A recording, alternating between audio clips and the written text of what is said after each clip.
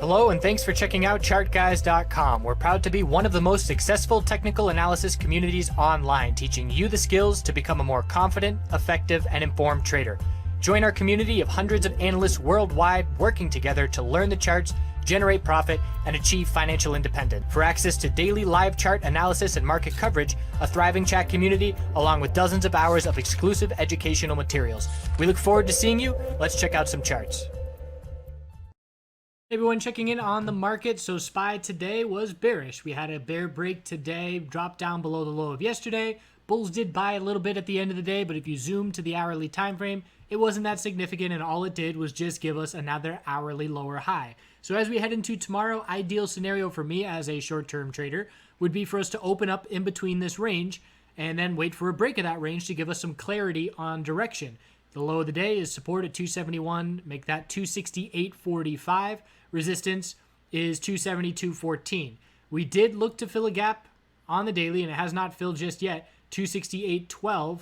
So another leg down would fill that gap on the daily.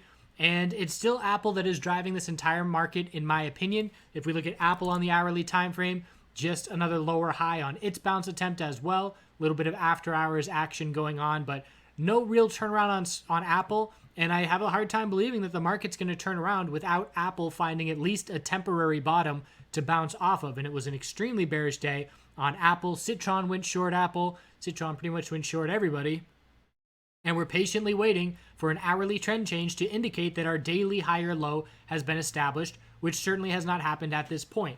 I was faked out of my hedge position yesterday. I didn't do the video yesterday, so just to recap, the hourly bull break here, I exited my bearish hedge, which obviously, in hindsight, was not the right decision, but locked in those profits, and now at this point, patiently waiting for an hourly trend change and a tightening daily range to make my next move in terms of hedging, because I definitely still want to have a bearish position because this market is shaky, and it is absolutely possible that we do head down towards October lows and potentially February lows. So I do want to have a bearish position in case that is the case, but I'm going to have to patiently wait for an entry that I like. So I'll keep you guys posted as to when I do enter that hedge again, and ended up with a nice 5.8% gain from the Wednesday entry and that early exit yesterday. So patiently need that confirmation. The hourly move that faked me out broke the lower highs, but we didn't get the higher low and higher high confirmation follow through. So that's worth noting, and that is a lesson that I will take with me and look to not make that mistake again next time around.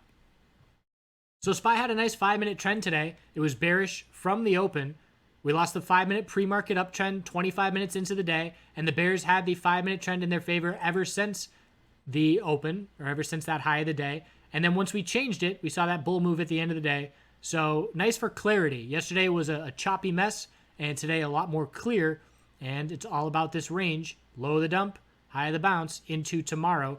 We'll see which breaks. IWM looking similar to SPY, getting closer down towards those October lows. Have to change the hourly trend for a higher low. If we do so, we'll then bounce and look for a lower high and an equilibrium and tightening range here. Head and shoulders reversal pattern that people are watching, getting less and less likely with this pullback that we have. And the weekly chart must form this higher low and then see continuation to try and change this trend. But at this point, we're just looking for that daily bounce and for that higher low on the daily to form, which it's not showing up on these names yet. QQQ, gap on the daily filled. We're looking down at these October lows. Again, hourly trend has to change. It has not done so on QQQ. We have now seen lower highs 5 days in a row. Bears are still very strong, and there's slightly increasing bear volume. Look at the bounce. The bull volume was declining, and on the pullback, the bear volume is increasing. That's definitely notable, and that's why I'm getting ready for the possibility that these markets roll over into a bearish market for 2019, and we want to be prepared for that because it is absolutely a possibility. XLF on the daily time frame, much more space for the bulls to work with. We're looking down at a gap fill of 25.94. Also looking for a higher low to form here, and then a bounce and a lower high and a tightening range, probably through the end of November if we do get these daily higher lows to form shortly. And the weekly time frame for XLF, a lot of space to form that higher low because the bounce was so significant from the low to the high due to the FOMC. VIX, significant follow through, broke the daily lower highs. So now in any consolidation, we're going to look for a higher low here compared to 1609.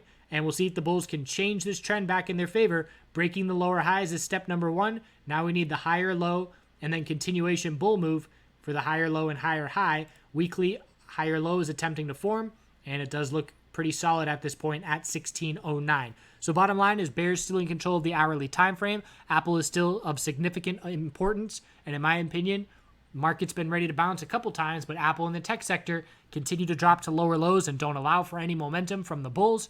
And we're going to be watching oil as well. Oil has been significantly bearish. I'm curious to see if we get any kind of follow through on an oil bounce, if that's going to help out the market bulls as well.